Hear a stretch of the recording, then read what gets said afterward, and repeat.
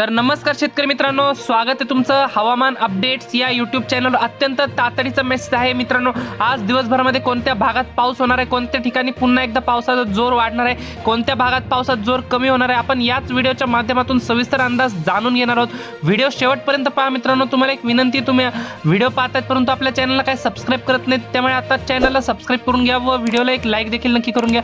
तर आपण आज रात्री व तसेच मध्यरात्री देखील आपल्याला आज देखील कोणत्या भागांमध्ये पाऊस होणार आहे आपण विदर्भापासून सुरुवात करूयात। आपण जसं की स्क्रीनवरती बघू शकताय, नागपूर, भंडारा, गोंदिया, अमरावती, अकोला, वर्धा, अकोला, वाशिम या भागामध्ये आपल्याला आज रात्री दरम्यान आपल्याला या भागात रेड अलर्ट पाहायला मिळते। जसं की आपण स्क्रीनवरती बघू शकताय, विदर्भामध्ये मित्रांनो अचानक मोठे बदल झालेले आहेत। काही ठिकाणी अतिमुसळधार स्वरूपाचा पाऊस पाहायला मिळते, काही ठिकाणी मध्यम ते जोरदार स्वरूपाचा पाऊस पाहायला मिळते। जसं की आपण स्क्रीनवरती बघू शकता, या भागामध्ये आपल्याला रेड अलर्ट पाहायला मिळते। मराठवाड्यामध्ये देखील आपल्याला बीड, लातूर, धाराशिव, छत्रपती संभाजीनगर, नांदेड, परभणी, हिंगोली, जालना या संपूर्ण मराठवाड्यातील 8 जिल्ह्यांमध्ये पावसाचा जोर हा पूर्णपणे आपल्याला कमी झालेला पाहायला मिळतोय।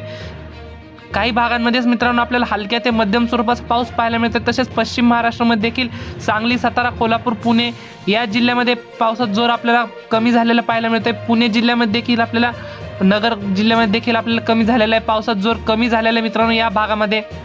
तसेच सोलापूर जिल्ह्यामध्ये देखील पावसाचा जोर हा कमी झालेला आहे।